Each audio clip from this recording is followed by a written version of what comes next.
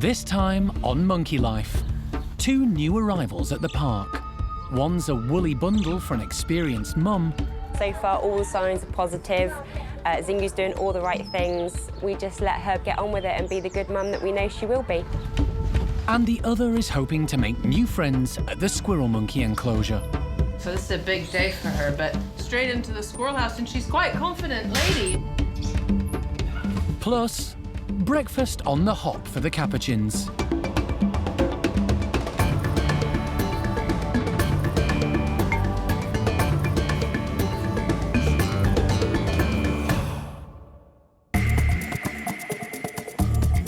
Monkey World in Dorset, buried deep in the English countryside, is the largest sanctuary of its kind on the planet.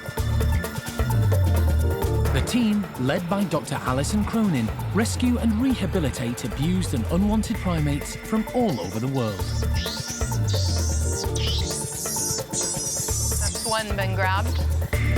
The park provides a home for more than 250 monkeys and apes from 20 different species.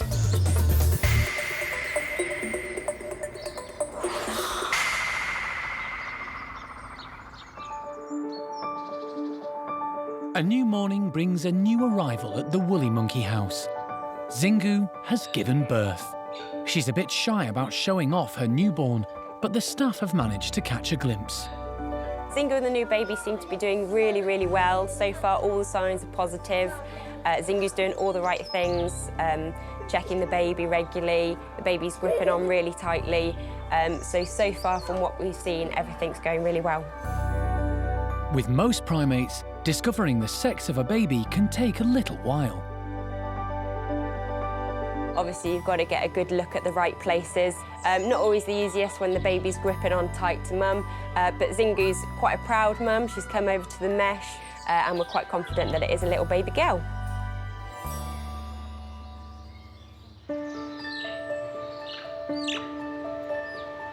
To make sure mum and baby are okay, there are key signs the team will look for over the next few days. It's vital the new arrival is suckling well and has a good grip on mum's fur.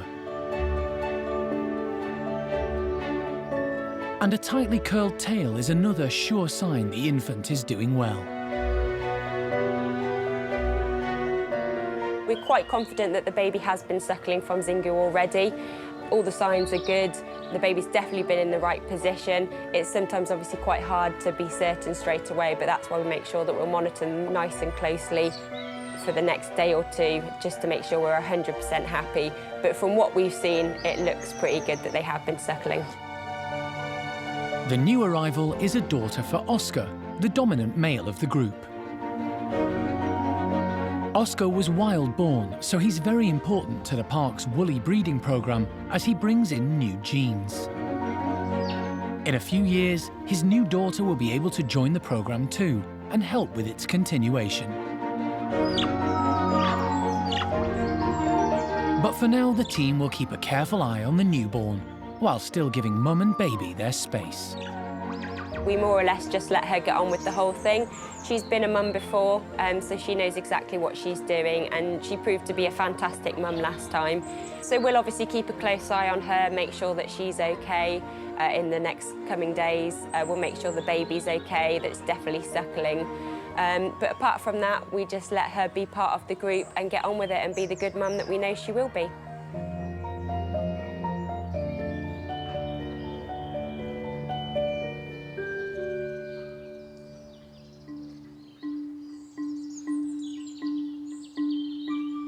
The woolly baby isn't the only new arrival at the park. Alison's been to Wales to collect a new squirrel monkey called Azzi, who was being kept as a pet. But she's the last surviving member of her family group. It's important she has company, and her owners have asked the park to take her so she can make some new friends. The park already has 4 squirrel monkeys, which means plenty of potential pals. Samantha, a new friend, a new lady friend. The first step for the primate care staff is to get Azzi into a bedroom so she can start settling in.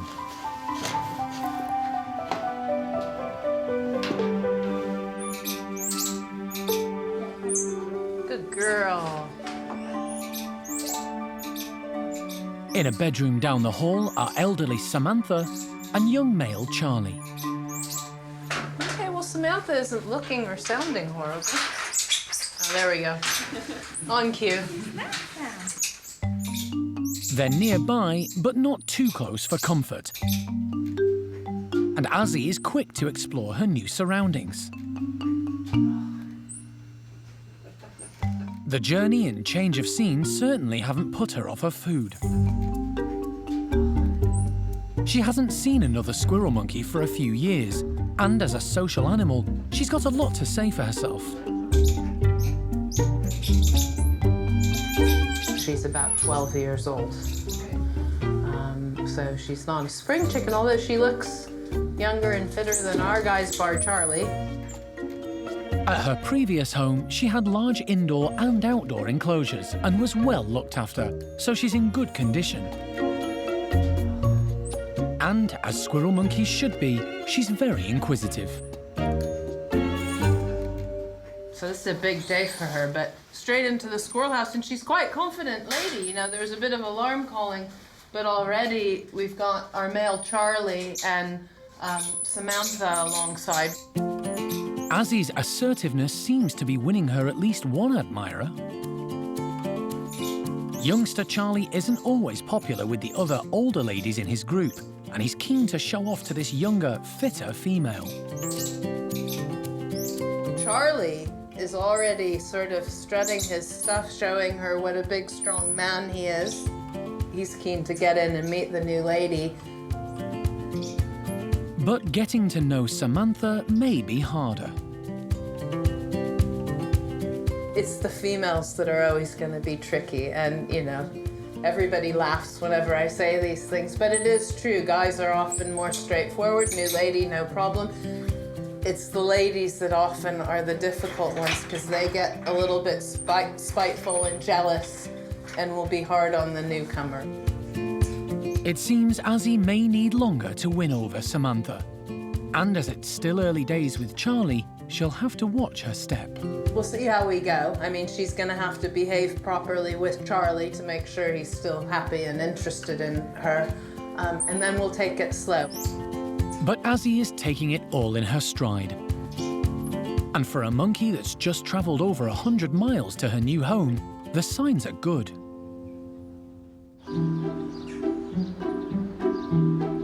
Over at Paddy's enclosure, Lola has been recovering in a darkened bedroom, following an extraordinary operation to restore the sight in her right eye. The primate care staff have been closely monitoring her. We have had a quite good look at Lola's eye. She's now presenting it pretty well to us. The eye looks really good. It's slightly swollen, particularly around the eyelid, but only slightly. Other than that, the eye looks like a normal eye. It looks really healthy again. It's quite nice to see her with all the cataracts removed, and she does seem to be seeing quite well out of it as well. Just 48 hours ago, a team led by human eye specialist Lindsay Bray operated on Lola to remove the cataract from her worst affected eye. It's an extremely rare operation to be performed on a chimp, and a first for the park. Using the latest human medical technology and keyhole surgery, Lola's cataract was successfully removed and a brand new lens implanted. Lola has got the best. Phew. Fantastic. Thank you, everyone. Next day, staff began to notice a difference in Lola. We've definitely seen some improvement yesterday. When she'd come round, we did see her waving her hand over her eyes, and she looked like she was sort of focusing on that a bit more. So hopefully the vision is there again. We will see really how big of an effect it will have on Lola and her behaviour in all, really, when we let her back out with the group.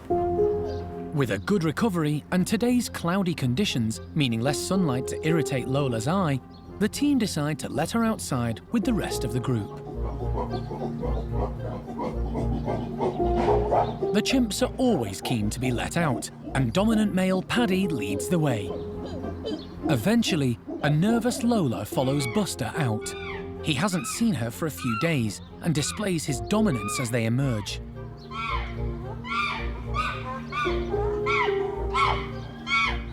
Lola is pretty wary and heads towards the poles, perhaps hoping to keep out of the way for now. But over-exuberant teenager Bart decides it's his turn to display his dominance to low-ranking Lola. Fortunately, Gamba steps in to put Bart in his place, and then leader Paddy wades in to exert his authority over everyone and calm things down. It's a normal start to the day in chimp society, and after a while, Lola gains confidence and starts moving around the enclosure. And with Paddy keeping an eye on naughty boy Bart, she's able to enjoy breakfast in peace. Her improved eyesight means she has no trouble focusing on finding food. And she's able to relax with some of the group who haven't seen her for several days. Athena, Mickey and Buster all give her extra attention.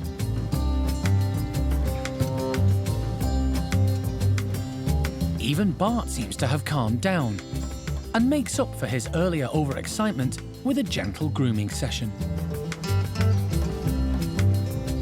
We're hoping that it will make a big difference to Lola, because obviously the problem with Lola's eyesight was that it had changed quite quickly. We're talking about a year, and she almost had no vision out of the right eye. And although she could still see out the left eye, it was still affecting the way she moved around and how she interacted with people. She was a very nervous chimp.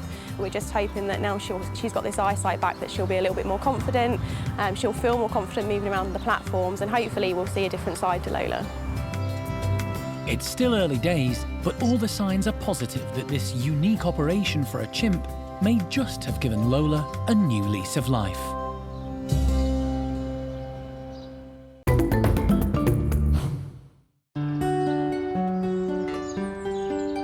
Over at the Marmoset house, the care team is overseeing a first date.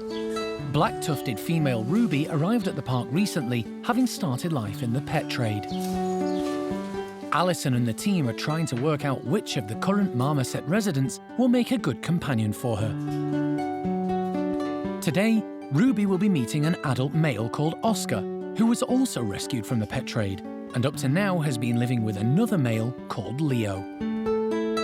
We've tried to integrate Oscar and Leo into other groups, and he's quite feisty with other boys, and he goes in full pelt and doesn't really think things through. So we're thinking that if we try him with a girl, he's probably going to be, hopefully, going to be more receptive to her because she's a female and generally boys like girls, so it should work out better. Oscar is one of our smallest marmosets. He's 260 grams. Ruby is 630 grams, so there is going to be a size difference here, but that might actually work in our favour because he might be a little bit, oh, maybe I can't go in all guns blazing because she's twice my size.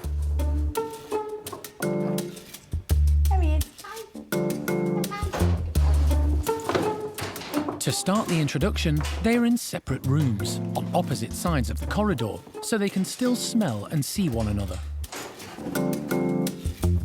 What do you think, Oscar? Can you hear him? He's up there. Marmosets have a range of calls and vocalizations, but too often those rescued from the pet trade struggle to understand each other. Having lived away from other marmosets for most of their lives, they don't understand the full range of marmoset behaviour. Is that Ruby? Can you hear him? So you're going to hear contact calls, which is what we just heard from Oscar. So that's probably because he's on his own, away from Leo. It would be nice if she would call back, because that would be replying to a contact call. And yeah, they would just do nice little chirpy noises if they were happy. And then if they get upset, they have a range of alarm calls. And then obviously the chunter is the aggressive noise. As it all looks and sounds encouraging, Alison decides they can meet. Oh, there she goes. She's straight in. All right, Mr. Man. Ooh, a girl. A girl. There we go. There. Oh my gosh. Yeah. My God, is he learning to moderate his behavior? Yeah. He's gonna have to, isn't he, with this time? Good boy. We were hopeful that Ruby wouldn't find him intimidating after calling, and it seems to have worked. Now, for us, Oscar's always been a problem child. He's been really aggressive. What he lacks in size, he makes up for in attitude. But he seems to be modifying his behavior in order to get up close, friendly, and start a relationship with Ruby. So he's already been mounting her, and she's allowing it, but then she gets annoyed with him and bats him away. So you do hear a few little angry words being exchanged, but actually this has gone really well, and Ruby's still exploring and happy. She just has to tell him off now and again, because he's an overexcited young man, basically, and they all need a clip around the ear now and again.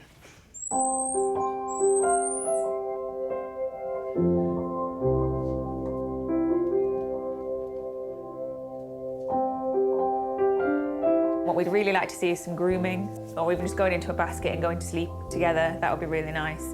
He just needs to maybe learn to do more of the nuzzling before he goes in to the amorous behaviour, and then I think she would take to him a lot better.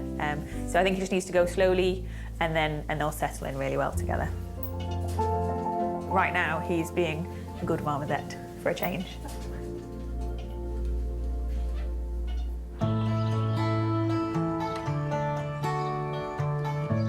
At the Capuchin house, it's lunchtime. And today, alongside the usual lettuce and fruit, a new dish has hopped onto the menu.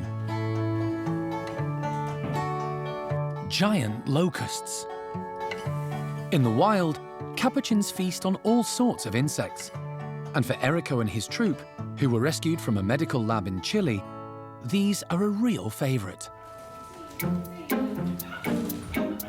For these hungry Capuchins, the food is proving hard to find. But the care team know once they get the hang of it, the tasty snacks will encourage natural Capuchin behaviour. Head of the troop, Errico, is quick off the mark. Sean is hunting down on the ground for easy pickings. And Becky has headed up to eat in peace. But Cara is having trouble. She's starting to realise this lively snack really is a movable feast.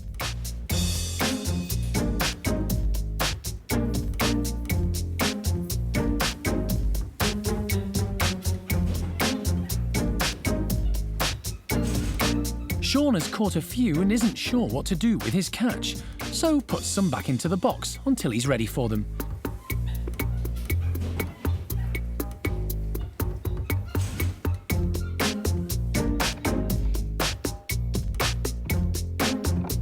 Cara really has the hang of this now, and knows there's a treat in there somewhere.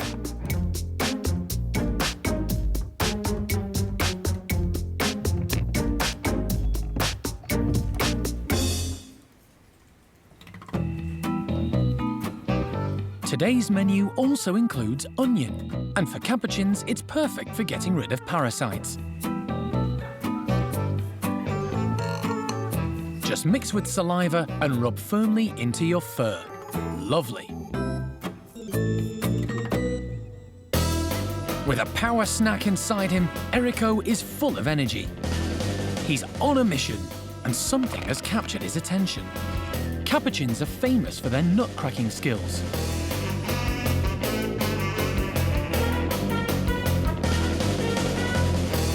But that's not a nut. It's one of the mini cameras filming the Capuchin's antics. Or, well, it was.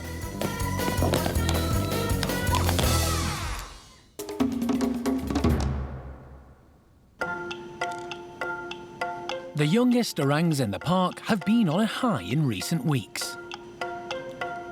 Hand-raised orphans Bulu Mata and Reike have been thoroughly enjoying their own new custom-built mini playroom, and even ventured into the big kids' playroom, when the big kids were safely elsewhere.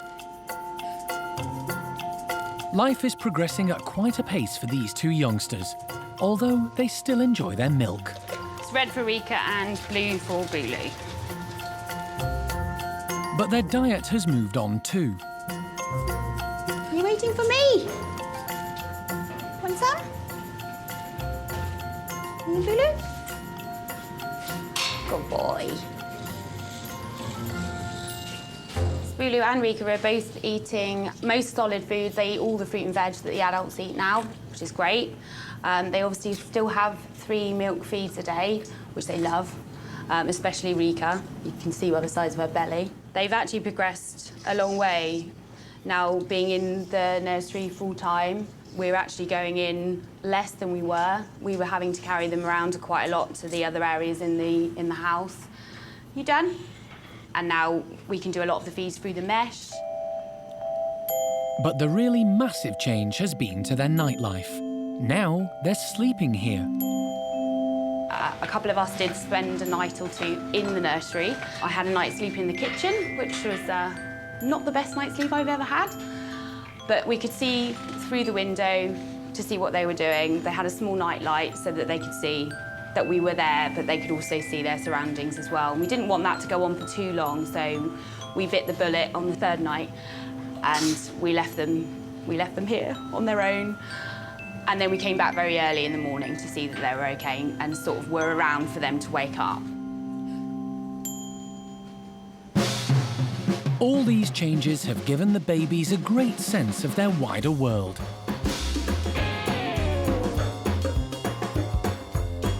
And it's also letting their personalities develop. Reike, although she's younger, is actually the more dominant of the two of them in certain situations, and Bulu was always shyer. He's actually coming out of his shell a bit more now since he's been in the nursery, but he was always a bit of a wuss. Whereas Reike's always been more confident and stuff like that. So if he feels anxious about anything, he'll grab onto her. So they definitely have a nice relationship where they can support each other and protect each other as well, even though they're so young.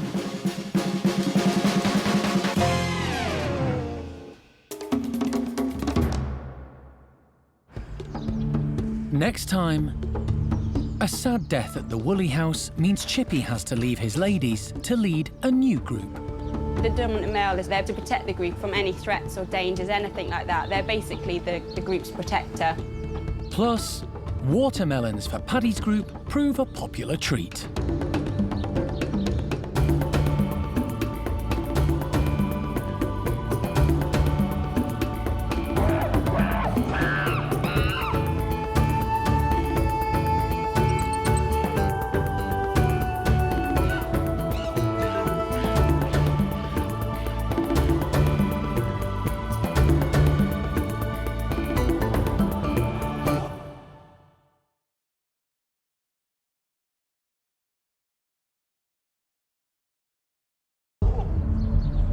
Today on Monkey Life, woolly monkey Oscar has sadly passed away.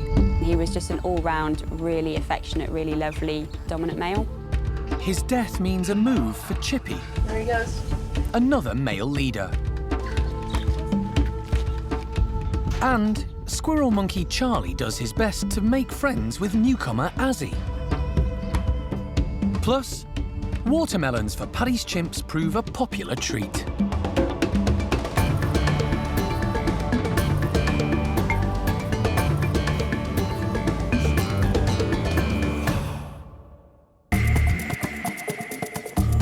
Monkey World in Dorset, buried deep in the English countryside, is the largest sanctuary of its kind on the planet.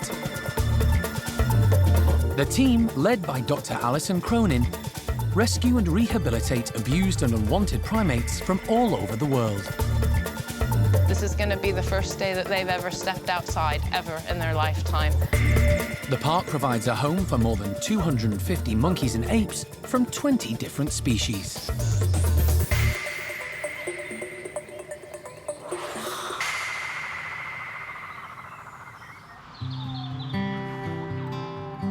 There's a somber mood at one of the woolly monkey houses. A few days ago, staff made the difficult and sad decision to put elderly group leader Oscar to sleep. He was suffering from spinal arthritis, and his condition had deteriorated dramatically. With his welfare compromised, there was no other option. Come on, then. Oscar arrived at the park from Basel Zoo in Switzerland in 2010, along with a female called Quapper. He quickly established himself within the group, becoming a firm leader, popular with the other woolies and keepers alike.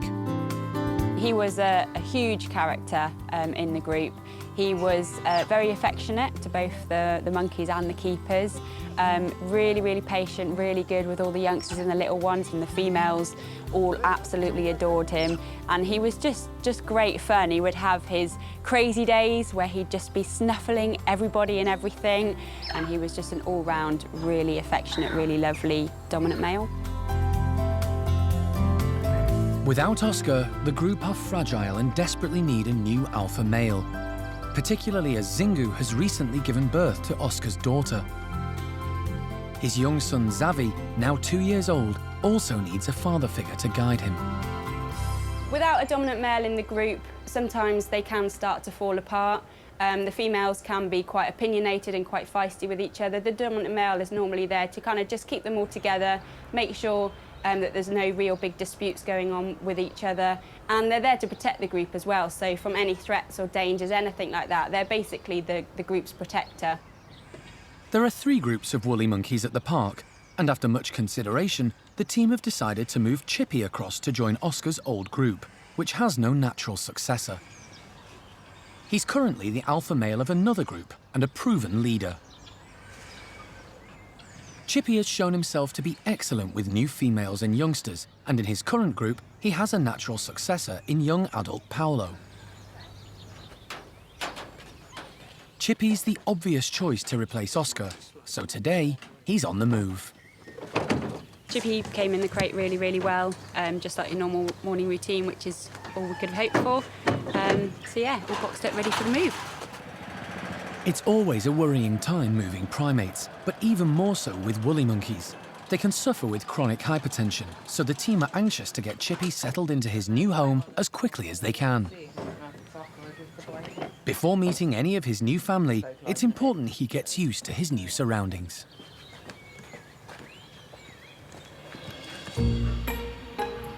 He's straight into the bedroom to explore. There are 6 members in the group for Chippy to get to know. Dominant female Paquita and her 2 children, adolescent female Isla and 1-year-old son Lucas. The other adult female is Xingu. She has her new 3-week-old daughter, yet to be named, and 2-year-old son, Xavi. So if you bring into the playroom Paquita, Yeah. and Lucas and Alison wants Chippy relaxed and calm before he meets Xingu's baby. So he's going to meet Paquita and her 2 children first. Lucas, come on then, buddy. Paquita. You go in, Isla? Isn't it? Good girl. Go see what's happening. Isla heads straight inside, but persuading Paquita and son Lucas is not so easy. Come on then. With young Lucas in tow, Paquita's wary about what's going on inside and happy to take her time. Paquita. Come on in.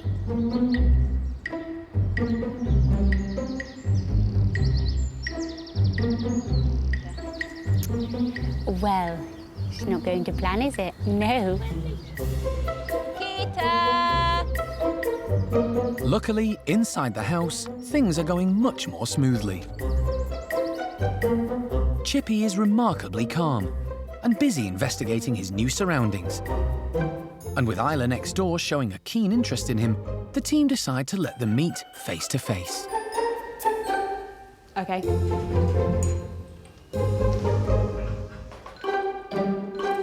there he goes. Chippy's nervous as he enters.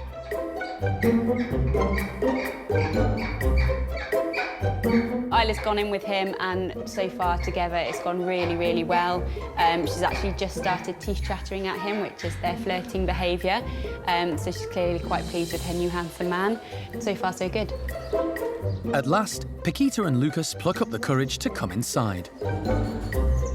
But Chippy will have to wait to meet them. Right, you going to come through, you two? Good girl. Oh, that was easy. Good boy. We've decided that we'll separate Chippy and Isla together overnight. For the moment, they seem very happy together, so it is nice that Chippy can have company overnight. And then everybody else will be together, so Paquita, Lucas, Xingu and Zavi will spend the night together as well. Just gives the ladies a chance to kind of gather themselves again and not be too stressed out and worried about what Chippy's doing. And then hopefully we can kind of start again in the morning and hopefully do some more introductions.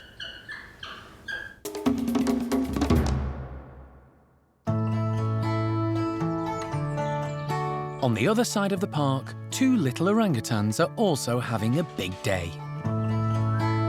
Across the hallway, the other orangs are being moved around the house. So the 2 babies, Bulu Mata and Reike, can leave their own baby playroom and hit the big time. They're going to explore the huge outside enclosure for the first time. This is a very big deal for them and for us as well. This setup is very different to what they have inside. The height it's much more higher and the housing is farther apart. If they're brave, they'll climb the hose ladder. If they're really brave, they might make it to this platform. There's no mesh, so they don't have the security of hanging into the mesh, so I'm just curious to see what they do. The babies have been exploring the tunnels for weeks, but as ever, with new things afoot, they're holding on tight to each other. They'll be glad to know Lewis and Jarno are putting out treats, but who will lead the climb? In new situation, Reike is always the one that introduces herself first to the other orangutans or tries to reach to farther when we put them in a new area. So I'm definitely expecting Reike to be the leader, and then Bulu's probably gonna follow closely. But orang babies are rarely predictable. Come on, Ricky. Boo-boo. Come on. It's Bulu who leads the march, right up the ladder, with Reike holding tight. But having got to Lewis, they both lose their nerve and head straight back down.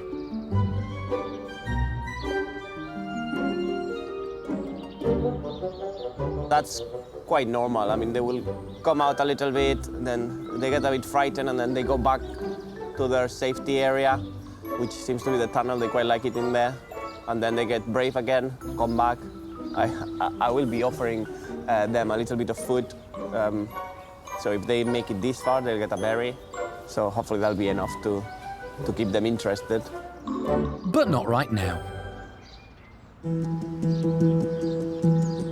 Yesterday, Azzi, a new squirrel monkey, arrived at the park. Little precious one. Good girl. Overnight, she's been in a bedroom close by to residents Charlie and Samantha. But today, it's time to get face to face.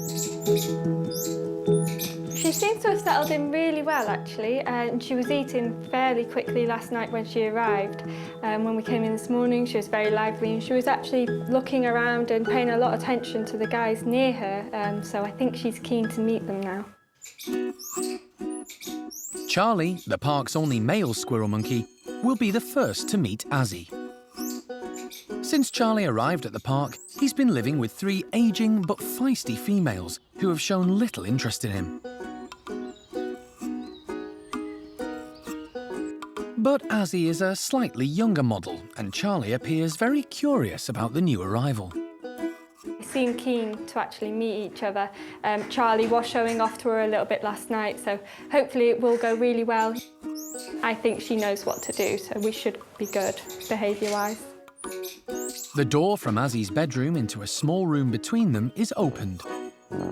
Despite her earlier confidence, she's now hesitant to go straight in. Charlie, however, looks on in anticipation.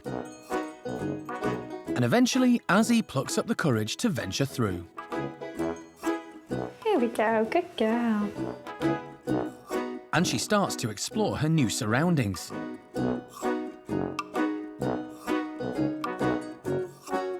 she's getting on well, so the primate care staff decide it's time to let Charlie in. And from him, there's no hesitation. It doesn't take long for Azzy's self-confidence to return, and she pursues Charlie.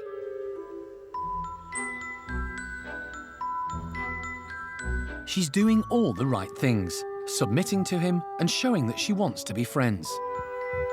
And Charlie is reciprocating and seems very pleased to meet her, but his inexperience is making him rather pushy.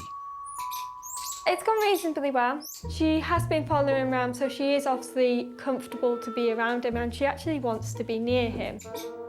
For the rest of the day, the primate care team will continue to monitor Charlie and Azzy's new friendship. And once they've got used to each other, it's hoped they'll get on well.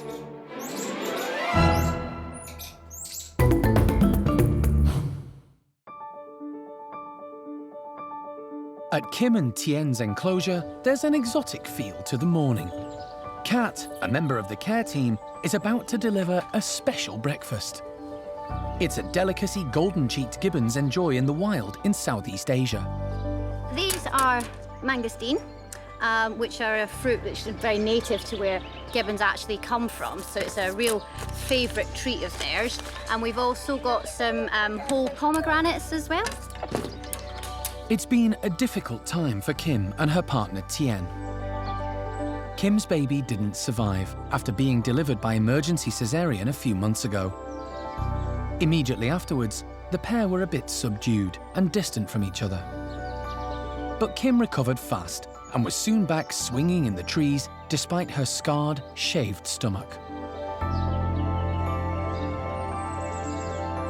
And the devoted couple were soon back to normal, nestling in the trees and sitting shoulder to shoulder. Today they're in for a treetop treat as Kat hoists their breakfast skyward.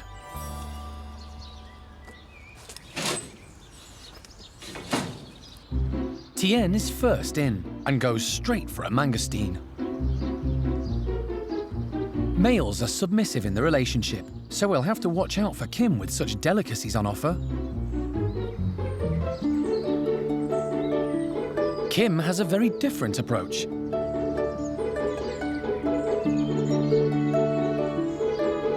She checks and stows a mangosteen for later, and then munches her way through quite a lot of the breakfast meant for two. It's a classic female golden-cheeked gibbon approach. When she's had her fill, she heads off with the pomegranate.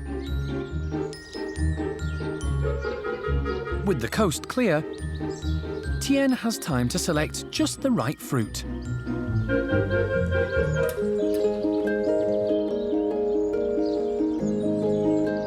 And find a good spot to carefully peel it. But before he even gets a chance to eat it, Kim, having polished off her pomegranate, begins their morning song.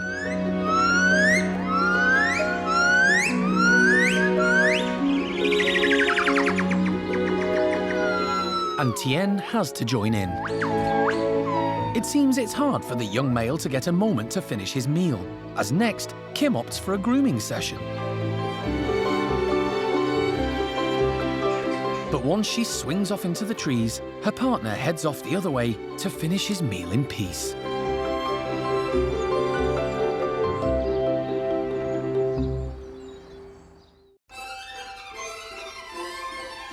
Today at the park, the chimp team are preparing a surprise for Paddy's group. They can sometimes be a bit laid back, so the staff want to encourage them to be active and give them something fun to do. We're just putting some whole watermelons out for Paddy's group. Whole nice fruit is good for them, it's good sort of enrichment, makes them work to get into it, and as they're a little bit of an older group, it gives them a bit of a challenge as well. With all the melons in place, it's time to let the chimps out. They've never had this many of the fruits at once before, and there are lots of excited food calls. Leader Paddy grabs a whole watermelon, whilst others go for the pre-sliced option. Paddy heads high to enjoy his fruit in peace. and is joined by dominant female Bixer. But carrying your melons up there can be tricky.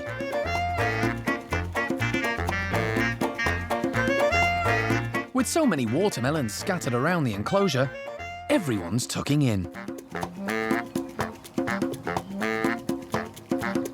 Except for youngster Bart, who doesn't seem too bothered. Cindy is busily munching, and Grisby would like her to share, but is going to have to find her own.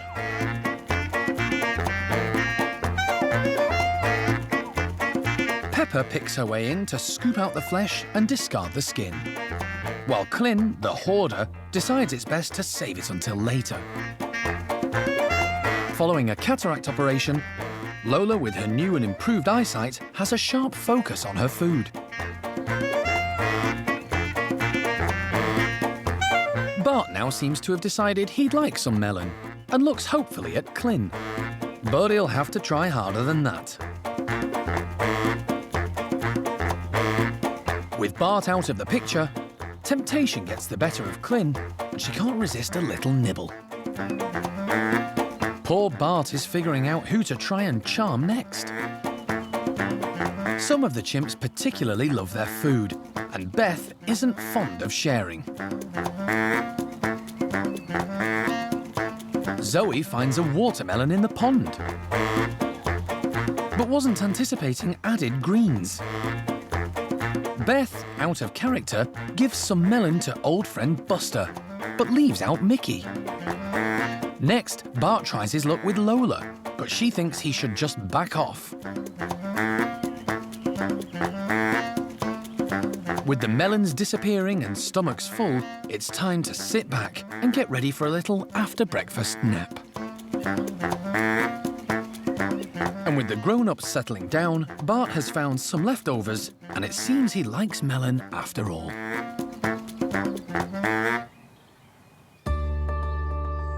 Back at the orang nursery enclosure, plucky baby orangutans Bulu Mata and Reike are attempting to tackle the big climb for the second time today. They lost their nerve first time around, but as they get more comfortable with these new hoses, their confidence grows. And this time, they reach the top of the ladder. But Bulu isn't keen to go higher. Come on, big boy. And it's Reike who heads for the platform. It's important for me to be here with them during this process, because as you can see, Bulu is not quite as brave as Reike is. And I'm just trying to reassure him I'm here in a very comfortable position, so he can come and sit with me if he wants and then explore from here. But yeah, as you see, he would prefer to all of us to go back down. So he's trying to get Reike to go back down. Bulu, there you go. Bulu's obviously very persuasive, as Reike does go back, but not for long. She sets off on a solo mission. Hey, little lady. With Bulu squeaking anxiously behind her.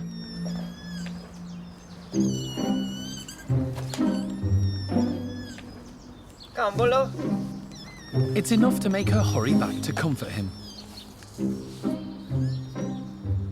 As additional support, Lewis moves back down too. Come on, Bulu. Bulu was getting a bit anxious whenever Reike was going back to the very top of the platform. So that's why I placed myself in the middle bit. So I'm like a safety spot in the middle. So if Reike was all the way there, he can come and sit on me if he wants. So since I've done this, there's a lot less squeaking and crying. The new tactic works perfectly. Reike can reach the platform and pick a few of her favourite blackberries.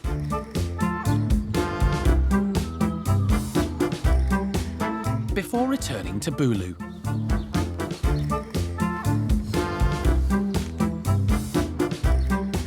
And eventually, he gets bold enough to try too, and claims his reward. He certainly feels he deserves it.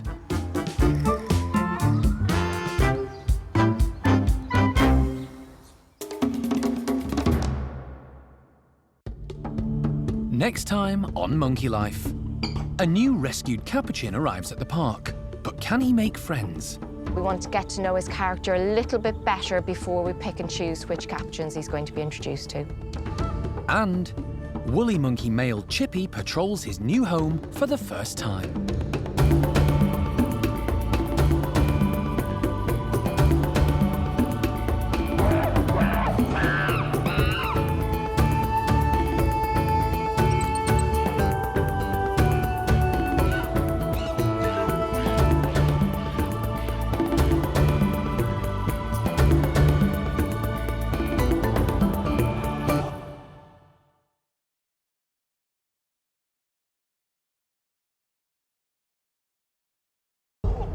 Today on Monkey Life.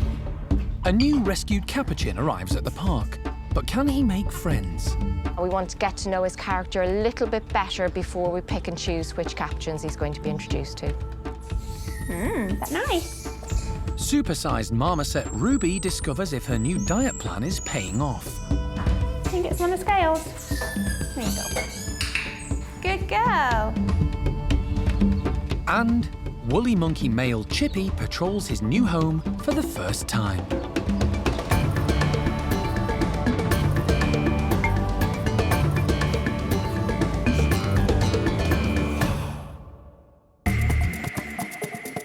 Monkey World in Dorset, buried deep in the English countryside, is the largest sanctuary of its kind on the planet. The team, led by Dr. Alison Cronin, rescue and rehabilitate abused and unwanted primates from all over the world. Smells a bit macaque in there, but yeah, we're good. The park provides a home for more than 250 monkeys and apes from 20 different species.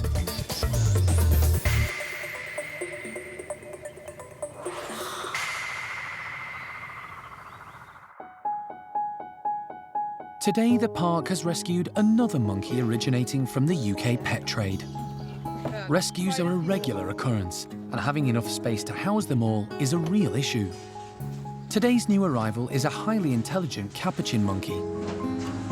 Capuchins come from Central and South America. The park cares for 79 of them. 72 came from a medical research laboratory in Chile, and 7 from the UK pet trade. So this is Dino. We've just arrived back at the park, and he's a approximately 20-year-old male Capuchin monkey that originally was confiscated as part of the pet trade, and from poor circumstances, local police took him to a local zoo and wildlife park who couldn't keep him full term and were potentially going to put him down, and then found a private owner down the road who was prepared to take him. So Dino's been living as a pet monkey, if you will, at a private home in South Wales for pretty much all of his life, for 18 or more years. Bringing Dino to the park is just the first step. Now the real hard work begins for the primate care team. And they have a plan. Although he's lived with other Capuchins in the past, he's been living alone for a while and needs companionship to thrive. Hopefully, we're gonna put him with a couple of other males. One of them, a male called Winslow, who's been ousted from his group. Winslow is one of the former laboratory monkeys and has been living at the park since 2008. He was a dominant male leading a troop of 17 monkeys, but was recently ousted and badly injured by his own group. He had to be removed for his own safety, and since then, he's been living alone. With Winslow in a room close by, Dino is being given some time to get used to his new surroundings. Although rescued from the pet trade, Dino was one of the lucky monkeys that was kept well. And as he's in good condition for an old boy, the team have high hopes for him. He seems to be settling in quite well, actually. He's very inquisitive, so he's wandered around everywhere and checked everything out. He seems quite happy. A little bit nervous because it is a new surrounding and there's lots of new people and there's new sights and new sounds. He's eating well, which is always a very good sign. After some settling in time, Dino's doing so well, the team decide to introduce him to Winslow. This is an important moment for Dino. Winslow's a big male who exudes confidence, and he doesn't hesitate going straight in. Dino observes from the comfort of his basket. But he soon heads down to get a closer look at his new roommate. Winslow thoroughly checks out his new surroundings, ignoring Dino for the moment. Then, to give them some extra space, they're given the opportunity to go outdoors. But that's another big step, and Dino is tentative.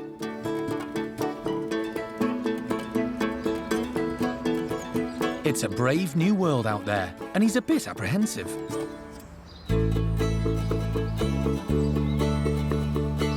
But with a chance to get out in the sun, his curiosity gets the better of him, and he can't resist exploring.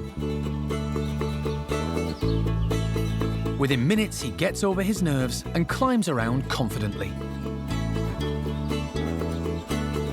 And Winslow seems to be having fun too.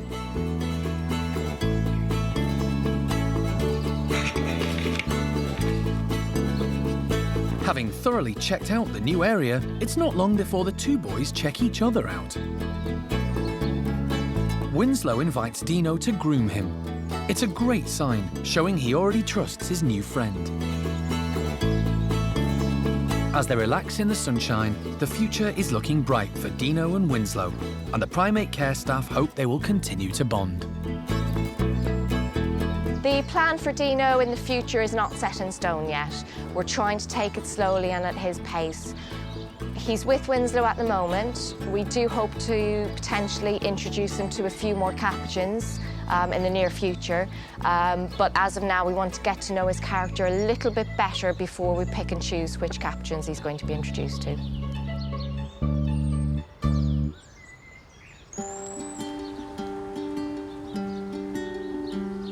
It's weigh-in day for two other new pals at the park. Ruby, the largest marmoset, and Oscar, the smallest. Rescued from the pet trade, Ruby's a recent arrival and has been living with Oscar for 3 weeks. Although tipping opposite ends of the weighing scales, they've been getting along well. No, come in. Ruby is a triple XL in the marmoset world, and on arrival weighed in at a whopping 630 grams. Like all the marmosets at the park, she's now on a healthy eating regime, and it's hoped she'll have lost some weight. Can try some? That's nice. You can get some on the scales. There you go. Good girl. Good girl, Ruby. 610 grams. Well done. It's a promising start for Ruby, as in just over 3 weeks, she's lost 20 grams. That's lots for a marmoset. That went really well. This is only the second time we've tried to weigh Ruby. The first time she came in, she was in the crate on arrival, so we weighed her then. And then I've tried once previously and she came nowhere near the scales, so this is really good. You heard me click when she was sat on the scales. The clicker acts as a bridge to let them know they're doing the correct behaviour, and then we can give them the food reward afterwards. Oscar. Good boy. You gonna go down? Good boy. You can do it. Be brave. We weigh all our marmosets monthly, generally the first or second of the month. And then if we're worried about anyone, either because they're a bit too high or they've lost a bit of weight, then we'll weigh them every 2 weeks as well. We keep regular checks, and as you can see, they fit perfectly onto the scale, so it's pretty easy to weigh them. I'm not looking.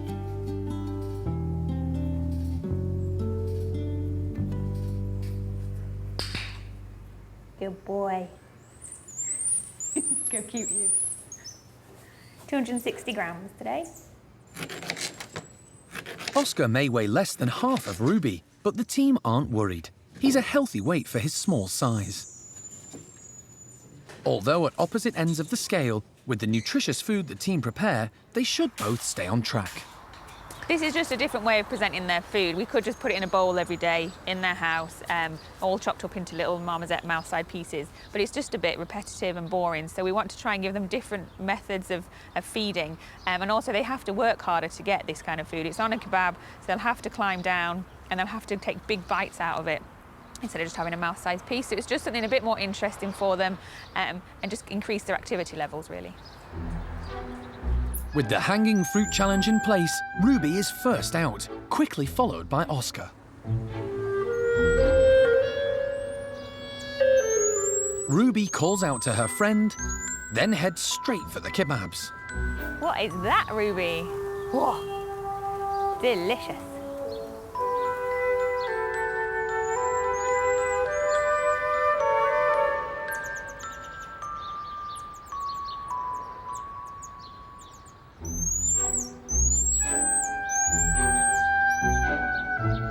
Oscar has also spotted the unusual sticks of fruit, but doesn't seem sure how to make his approach. It'll take some time for them to eat breakfast, but it's a great enrichment activity and a good way for the marmosets to pass the time. And for such a large lady, Ruby shows remarkable agility as she attacks the fruit from above.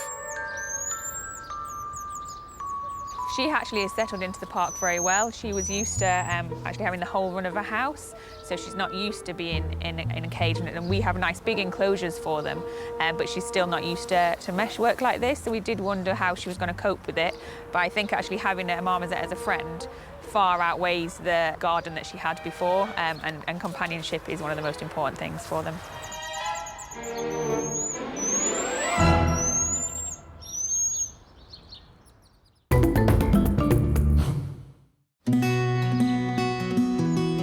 It's an exciting day for the woolly monkeys who live at the park's forest enclosure. Alpha male Chippy recently moved groups, and he's now been introduced to all his new ladies and their children, and has settled in well. Everyone seems quite happy that he's there. Everyone's gone and approached him. There's been lots of snuffling and affection going on between him and the ladies. The kids have been up to him. Lucas, one of the youngsters, has actually been climbing all over him, going on his head, having a bit of a play with him. So all real positive interactions so far. Today, the whole group are going outside together for breakfast. It's the first time Chippy will have seen the forest enclosure, and it's very different to what he's been used to with the barn woolies. I'm really excited to see how Chippy's going to cope with this new enclosure. There's lots of natural trees, lots of height to get him up high. I'm hoping he's going to come out here and absolutely love it, do loads of displays and just go around and explore everywhere. Obviously, we're giving it a good thorough check to make sure it's all Chippy-proof, but I'm hoping that he's just going to really enjoy it, and we'll all be watching and excited to see how he copes with it.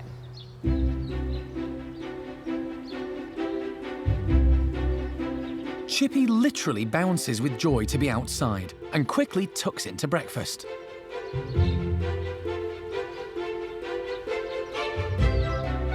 There may be a new man about the house, but Paquita is more interested in what's on offer to eat, with little Lucas and the athletic Isla following closely behind Mum. And there's plenty to go round for Xingu and Xavi too. While the two family groups tuck in, like all good alpha males, Chippy uses the time to patrol his new enclosure. His instinct is to protect his new family from any danger.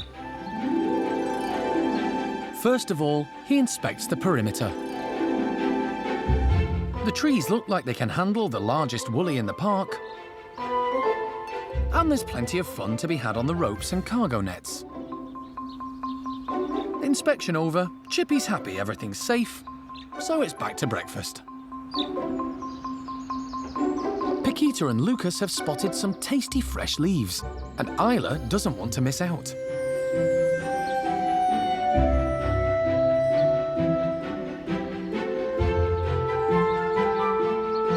The youngest member of the group is now 3 weeks old. The daughter of Xingu and sadly departed Oscar, the team have now given her a name, Olivia. Chippy's been really good with the youngsters in the group. He is used to being around babies and kids, He just lets them know when enough is enough. If he's not in the mood for it, or if he doesn't want them to continue for too long, then he'll just give them a gentle telling off, but nothing too severe. The park's smallest Woolly, Olivia, and biggest, Chippy, are both doing well in their new family group. And with stomachs full of breakfast, they settle down to enjoy the sunshine. And it's a great opportunity for Olivia to get her own breakfast from Mum.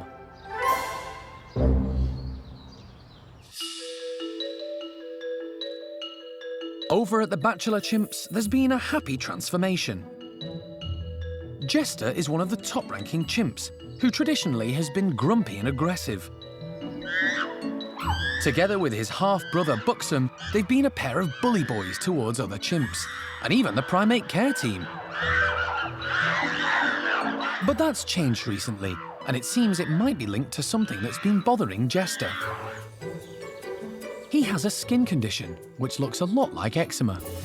We don't really know the cause. It started quite a few years ago. What we do know is the skin starts to flake and becomes quite raw, and underneath can be quite bloody and just really uncomfortable skin. Despite many different treatments, the condition wasn't clearing up. So the team decided to start clicker training him to present parts of his body for a new moisturiser. And surprisingly, he's risen to the challenge. He's a very intelligent chimp and he'll pick a behaviour up within sometimes a few sessions. We've had, for example, teach him to present his thumbs. That only took about 10 minutes.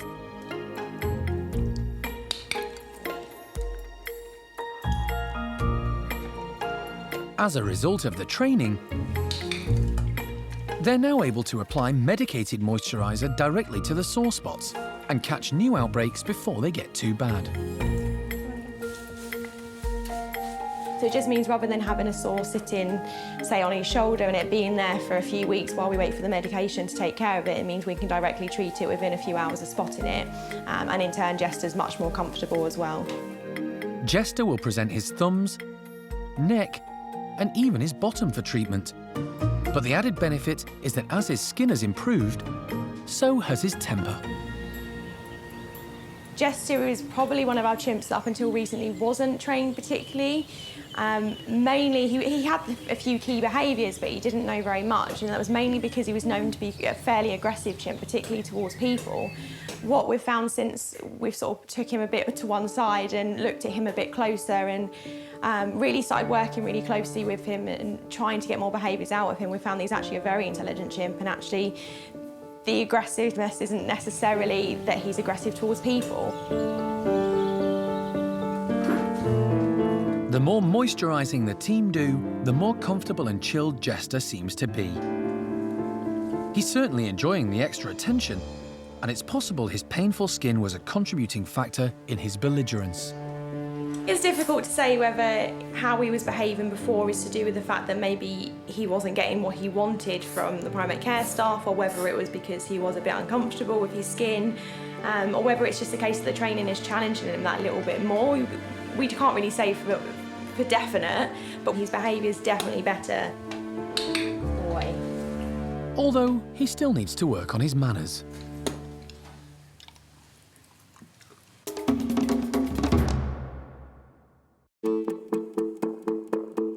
The park is home to 5 different species of gibbons.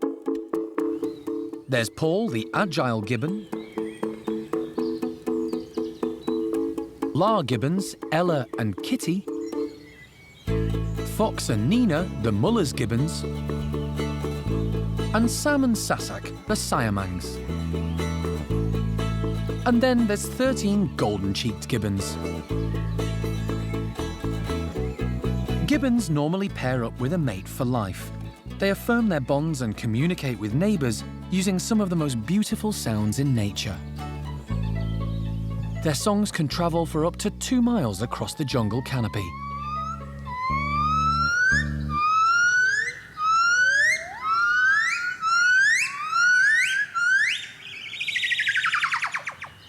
Golden-cheeked gibbons are found in Vietnam, Laos and Cambodia, and they're endangered in the wild. The park is part of the European breeding programme for this species, and the biggest group here is Peanut's family. And this morning, there's a delicacy awaiting them. The care staff have dotted colourful camellia flowers around for them to find. Gibbons are at home in the treetops, where they find their food. So to mimic natural feeding behaviour, some of the flowers are hoisted up high. They're a rare treat for the gibbons, who spend most of their time eating fruit.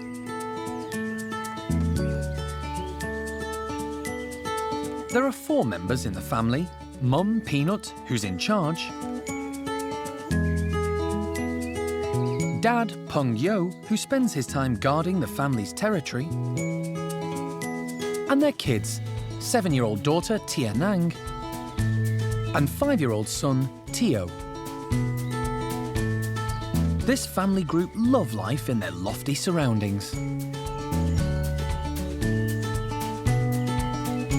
Perfectly at home in the trees, Peanut is a large lady who loves her food. She's also a brilliant mum and happy to let son Tio help himself. Although he's reluctant to try the flowers and opts for something he knows, a juicy apple slice. Daughter Tian Nang opts for blooms placed on a lower level.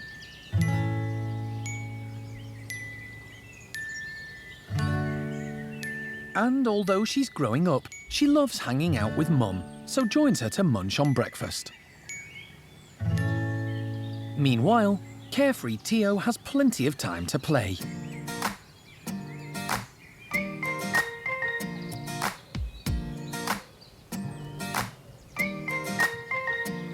While Dad Peng Yo takes his job as family protector very seriously, scanning the horizon and checking out any foreign objects he finds, including the mini cameras filming the family's antics.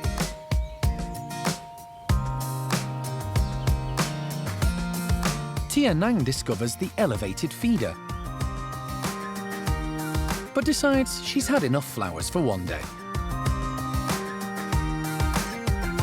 But Peanut, true to form, just can't get enough. While the kids stop for some time out,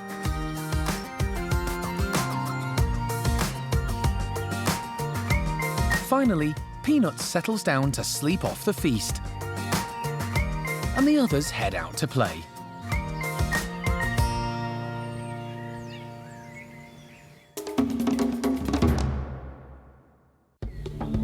Next time on Monkey Life, shocking news from Hananya's chimp group. Tikko just laid down on the platform. We now know that she had a heart attack. Run! Come back! And Tuan's orangs have no problem solving a food puzzle.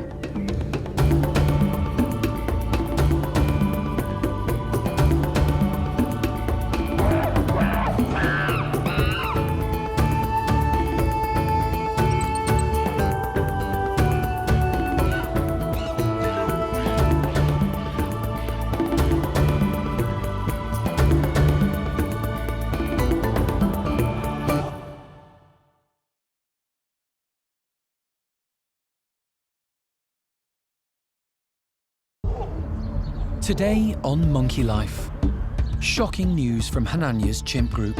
Tikko just laid down on the platform.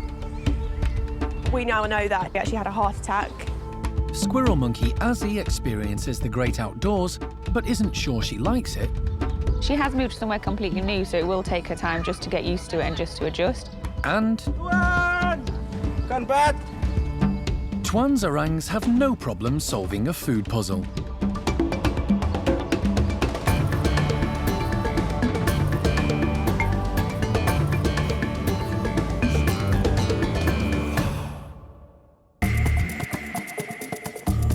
Monkey World in Dorset, buried deep in the English countryside, is the largest sanctuary of its kind on the planet.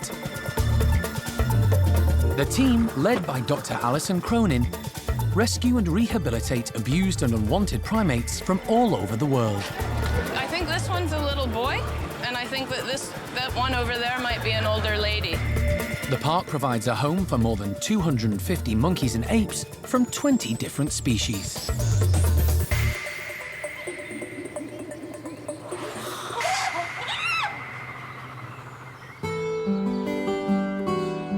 It's been an upsetting few days for Hananya's chimps. They're missing an important member of the group, and they're feeling the loss. Tikko, the second in command, has died. Hananya's group went out as normal. All of them seemed fine. Tikko was running around doing his normal display that he would do in the morning. And we're not sure entirely what had happened at the time, but Tikko just laid down on the platform. And very quickly he, clenched onto a pole and appeared to be asleep. We now know that he actually had a heart attack. We don't know the exact cause of that heart attack, but what we do know is that it was very quick, his passing. Tikko was a very significant chimp in the lives of all 90 members of Hananya's family. He was number 2 to Hananya and had close relationships with many of the others, including high-ranking female Cherry, mum to young Thelma. His death has come as a blow to the whole group and to the primate care team. In the few days since his demise, the other chimps have been quiet and subdued. It's a bit unusual for them and they're not really sure what's going on with things like the hierarchy, and obviously apart from the political side of it, they have lost a friend as well, so they're all a bit sensitive.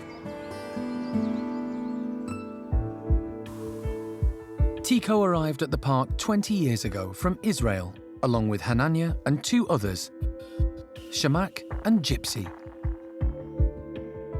He was smuggled from the wild and rescued from the pet trade by the Israeli government. When they arrived in the UK, the 4 young chimps joined Sally in the nursery and grew up together at the park. Later, Hananya, Tikko and Shamak moved on to an adult group, while Gypsy went to the all-male bachelors. Tikko settled in well into what was originally Rodney's troop, becoming a handsome, muscular, mature male. He was caring, popular with the other chimps, astute and aware of the group dynamics. He was probably our most recognisable chimp because he was so muscly and he was such a healthy-looking chimp. Obviously, we point him out to the public as being the one that looks like a bodybuilder because he was so built up. He was very interesting. He looked very serious a lot of the time. He always had a very serious expression. But actually underneath that, he was a very playful chimp. And one of his favourite games was to run up and down, stomping his hands and his feet. And he would play that not with just with other chimps, but he would try and get that game with the staff as well. He was a great character and he was very gentle. He spent a lot of time with Thelma and those younger individuals within the group. And he really is a big loss to both the chimps and the staff. Chimp society is highly political, and the death of this high-ranking primate will have ramifications for all of the animals he lived with. For Hananya and Simon and Shamak, they've lost someone that they've grown up with because they were with him for such a long time. For individuals like Cherry, she spent a lot of her day with Tikko. They were a very close pair, so she's obviously lost a very good friend. And apart from the emotional side of it, it's quite a change for that chimp group as well. The second-ranking male is very important in the hierarchy and how the politics work. So for them, it's a massive deal to lose a second-ranking chimp. In recent times, the care staff had become concerned that Tikko was intending to challenge Hananya for the leadership. This led to his old pal, now the dominant male, regularly putting him in his place. As a result, there were often tensions in the group. I think it's a bit of a complicated loss for Hananya because they were a very close pair and they had to be in those positions. You can't have a dominant male and a second-ranking male that aren't working well together. So Hananya was he was a bit lost for a few days because obviously he's now got the full responsibility of the group while we try and work out who's going to be the second ranker.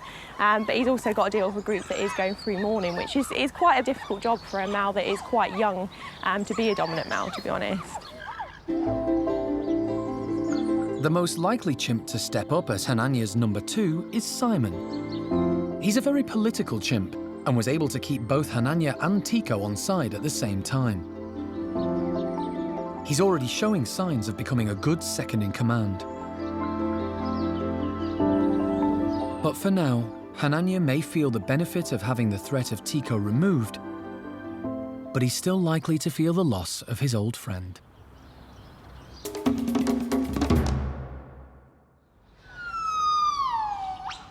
Over in Tuan's group, the orangutans are their usual laid-back selves.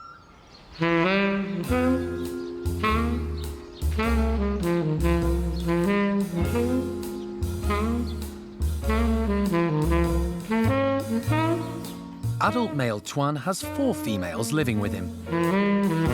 Older ladies Ame and Roro, and teenagers Jolie and Linga. To liven things up, today they're in for a treat. The care staff work hard to enrich the lives of the primates at the park. And for their morning snack, they've made up cube feeders to amuse the orangutans. The cubes are made from rolled-up hose, bolted together and then stuffed full of food. The group have never had them before, and will have to figure out how to get to the delights inside. Jarno's in charge of distribution. Hello, you. And Big Boss Tuan is first up. Tuan! Come back!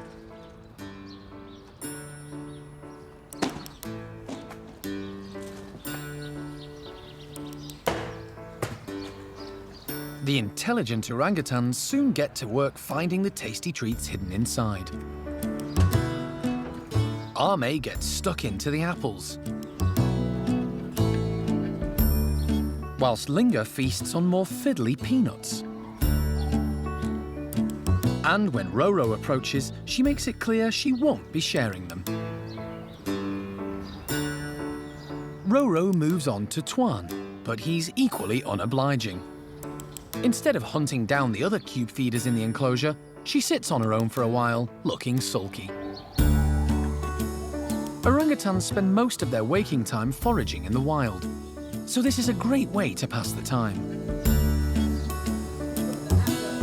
And with good hand dexterity, they're able to carefully remove morsels of food from the feeders.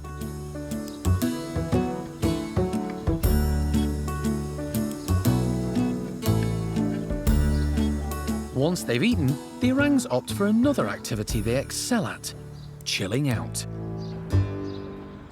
And they've all got this pastime mastered. While the grown-ups relax, the teenagers, Jolie and Linga, are a bit more active. They're great pals, and as youngsters they spent their days playing, but they're maturing fast, and play is not so high on their agendas. But today, they seem in the mood for some fun. Still young at heart, Jolie's got hold of a bedsheet to frolic with.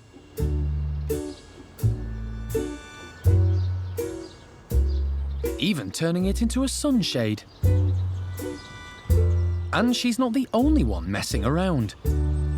Next door at Sally's group of chimps, Rodders is getting up to his usual antics. But the easygoing orangutans have seen it all before from their excitable chimpanzee neighbours, and have become experts at tuning them out.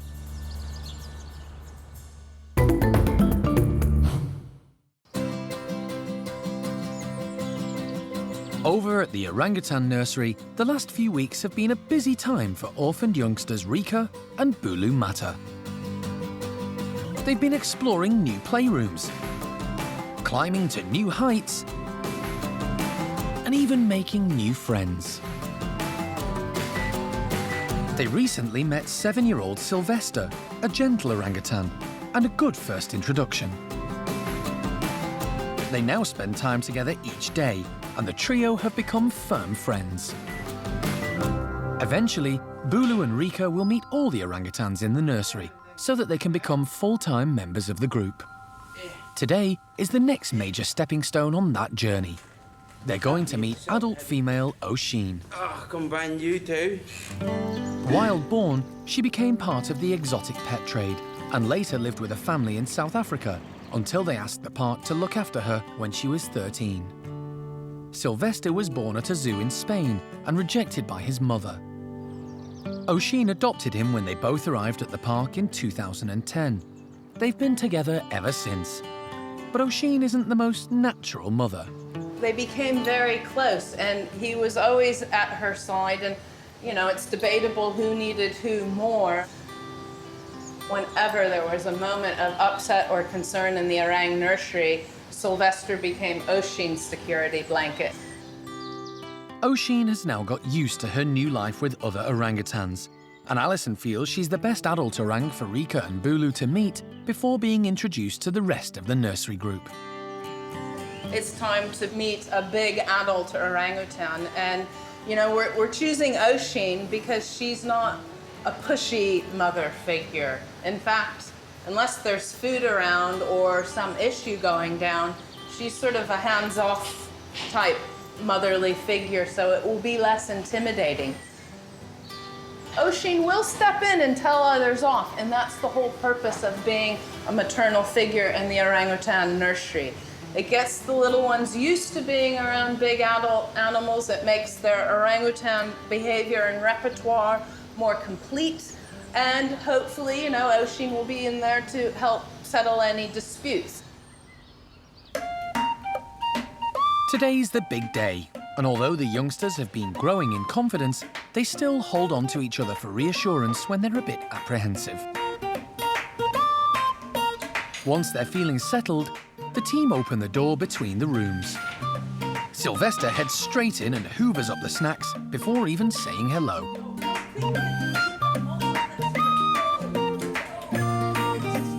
While Reike and Bulu are still a little hesitant. But quickly enticed in, they're more interested in playing with Sylvester than eating. It's not long before Oshin joins them, but she ignores the youngsters and heads straight for the food. After a little bop on the head from Reike to say hello, she gives the pair a friendly sniff. Good girl. Then ignores them to concentrate on looking for more food. Bulu and Reike have taken meeting an adult orang face-to-face for the first time in their stride, with Oshin making it easy for them. Oshin's responded pretty much as we expected. First of all, #1 priority, food. Babies are okay, but they're not bringing snacks or anything extra to the party, so really this is something that's going to have to develop over time. I'm just really pleased that everybody's getting on so well. The introduction has been a success, and the team decide to open up the big playroom for all 4 orangs. Sylvester loves playing with the youngsters, and it's great for them to have an older orangutan to learn from and look up to. And hopefully he'll be like an older brother and look out for them in the future. As for laid-back Oshin, she's happy to let them play. Today's been a good step forward for Bulu and Reike. Soon they'll be able to meet the other, more boisterous members of the nursery group.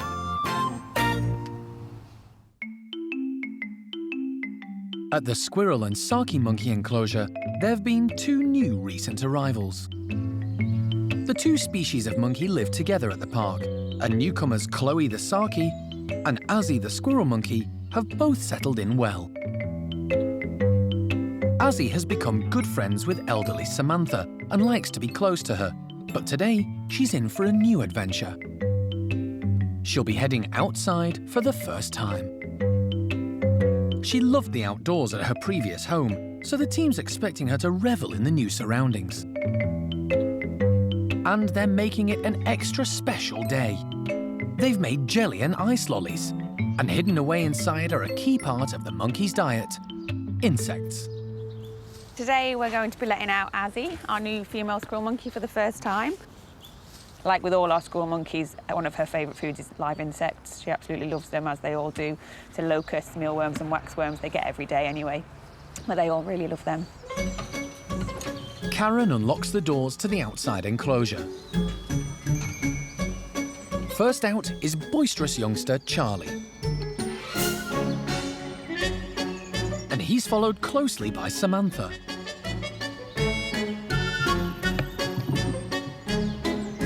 But when Samantha realizes Azzi isn't behind her, she heads back inside to persuade her to join them. Samantha's encouragement pays off, and eventually a very tentative Azzi follows for her first taste of the outdoor area. But it's not going to plan. As soon as she sets foot outside, she makes a dash for one of the bushes to hide. It's pretty good camouflage. Where Azzi lived before here, she did have an outside enclosure, but it was a full cage, and this is an open-topped enclosure, so there is a difference there. But she has moved somewhere completely new, so it will take her time just to get used to it and just to adjust. She's very confident in the house now. She can get around there everywhere, but this is her first morning out, so it is just going to take her time to adapt. While Azzi is attempting to get used to her new surroundings from the inside of the bush, her new friends get stuck into the tasty treats. Chloe's never tried these before, so we're not sure what she thinks, but Charlie, our male squirrel monkey, absolutely adores jelly.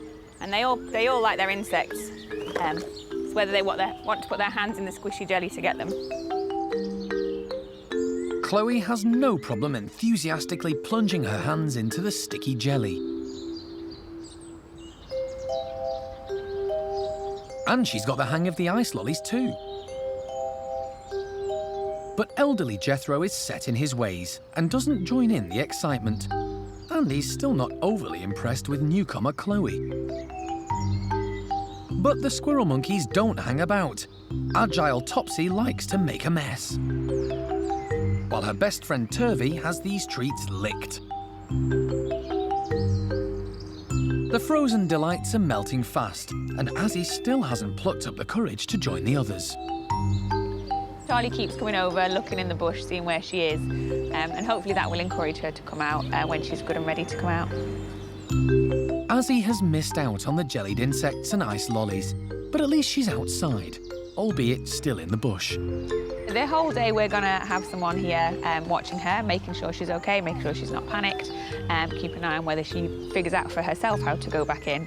If she doesn't figure that out for herself, I think there's going to be a lot of bribery and insects used to get her back into the house tonight.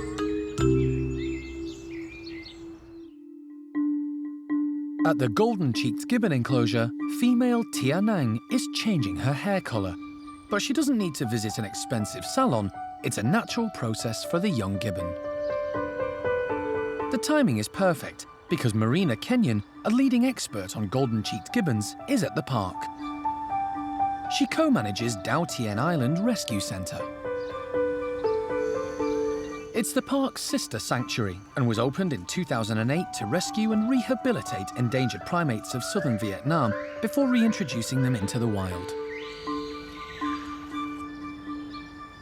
Marina is keen to see how Tian Nang is progressing with an unusual transformation, her hair changing from black to blonde. This species of gibbon, golden-cheeked gibbons, are really quite special. They're the only ones that do colour changes as they mature, as they get older. Tian Nang lives with her mum Peanut, dad Peng Yo, and younger brother Tio. All babies are born blonde, the same colour as mum, but when aged about 1, they turn black. Males stay black, but when females reach sexual maturity, they change colour again. Normally around 7 to 8, the young females would start to change into the yellow. So it's beautiful here that Tian Nang is actually on the right time scale. So her family unit here at Monkey World is mirroring what would naturally happen in the wild. So now that Tian Nang is changing colour, basically her hormones are changing, and that's triggering her colour change. Tian Nang is only the second female at the park to go through both colour changes, so it's a fascinating time. She's currently halfway through her second change, and it's signalling the start of her journey to adulthood. When gibbons reach sexual maturity, it's usually time for them to leave mum and dad and start their own families. The colour change takes around a year, and then after that I've seen the daughters blonde in the family unit for up to 2 years. But during that time you can see quite a lot of things changing. Sometimes daughter will be next to mum, other days daughter's 100 metres looking a bit nervous. So mum is slowly starting to push herself away, and what Tian Nang needs to do is to be clever and actually just be able to read her mum's signs and know when to come close and when not to come close. And that's really important for any education, learning your social skills of how to interact in a family unit. At the moment, Peanut loves having her daughter around, so only time will tell how long Tian Nang can stay once her colour change is complete. It all depends on Peanut. Some gibbons are more tolerant and laid back, some gibbons aren't. So far, Tian Nang is doing all the right things, and the mother and daughter relationship is secure. But once she's mature and ready for independence, she could be a potential candidate to move to the park's sister sanctuary in Vietnam. And one day, she may even make it into the wild. Physically, and on top of that, behaviourally, because she's been brought up in trees. I would love, when Peanut decides that her daughter has learnt enough and it's time for her to go and find her own male, I would love for her to come to Vietnam because she's actually a Class A candidate. And it would be really, really good to see if a gibbon born in the West, here in England, can actually make it back to Vietnam and go back to the wild and survive.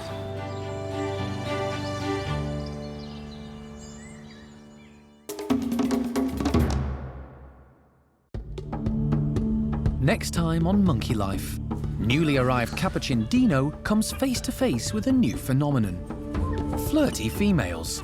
Obviously, he's a bit wary. I think it's new. We don't know that he's met females in the past. And woolly monkey Paolo begins to make his mark as the newly promoted dominant male.